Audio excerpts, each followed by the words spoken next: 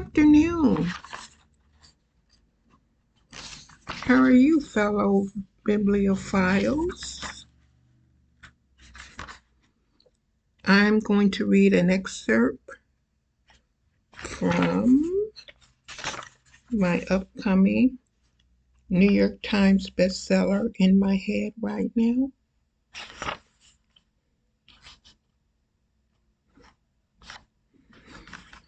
When I last left you, um, the husband from Chicago had made his way to Turks and Caicos, and Leslie was surprised. Okay. In fact, especially at his appearance when she said sarcastically, "Going to church?" Hmm. He looked her way, and as she looked at her phone, saw that he decided to let the remark pass. His fresh fade gave the impression of as recent a cut as yesterday, and his fresh kicks so appropriate he'd take a great deal of time planning this ambush. She resolved to not fill the space with her words. What was he here for? Was all she wanted to know. She and he were silent as he put down his cutlery, picked up the spoon that fell to the rug, folded both the napkins, taking time to deftly crease them. She really wanted to know why was he taking so long, but restrained from the rudeness of checking her black Cartier watch. In fact, belatedly she realized that it was a gift from him for her last birthday. Excuse me.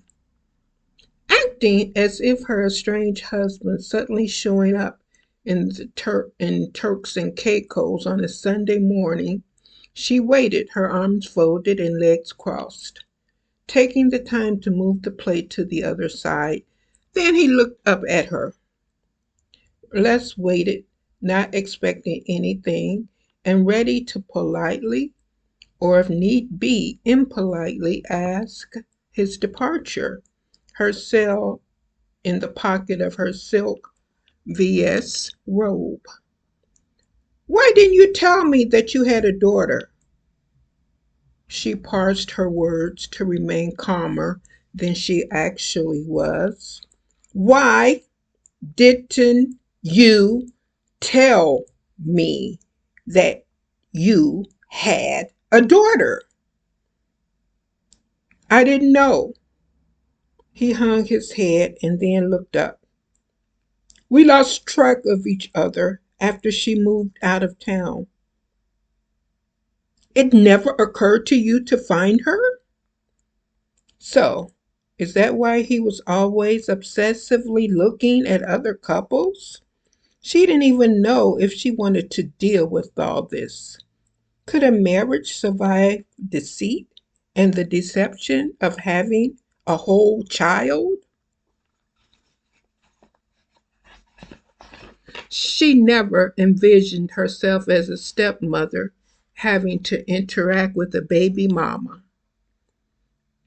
I was wrong, he began. I was seeing the whole thing as my problem, and I thought it was my responsibility to handle it by myself. Les began to lift her gaze a bit more, but waited for him to continue his thoughts. My therapist said that we should meet as a couple.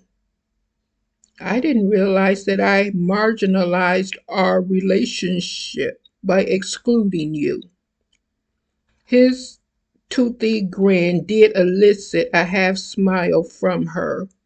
It was humorous and endearing to hear him use the lingo of counseling and therapy. Prior to his 2 month stint of therapy, Leslie doubted if he'd been one to define marginalized.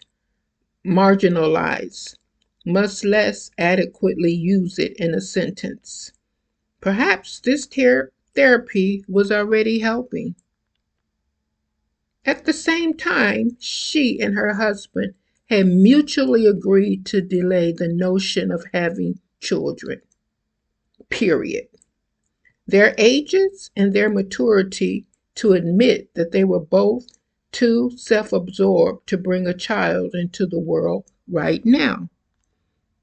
His genuine charm and effortless enthusiasm made her forget the hustle and bustle of everyday life and to relent to the mesmerizing moment, but not until she knew for sure that. For the second time, in as matter of minutes, the rap on the door caught her off guard and captured her whole attention. She fortunately welcomed the disruption. As the head chef and maitre d' made inquiries about her satisfaction with breakfast, and as they collected the items, she assured them that it was wonderful and thanked the head chef by placing a folded bill in her front pocket. Chef Kathleen, the meal was exquisite as always. Thank you so very much. Les had at times seen this sort of aggrandizement as supercilious, but today thought it timely and a way to close the symbolic door. She decisively also took the opportunity to clear her head and throat with clarity of purpose, looked directly at her husband, and chirped in her best Valley Girl voice. I'm getting dressed now, so if the two of you don't mind, please see yourselves out. Trotting toward the master bath, she picked up the remote to check on Chicago's weather, muttering, now where in the world is Tom Skilling? Thank you for listening. I'd like you to like, comment, subscribe, share. Have a wonderful and blessed evening.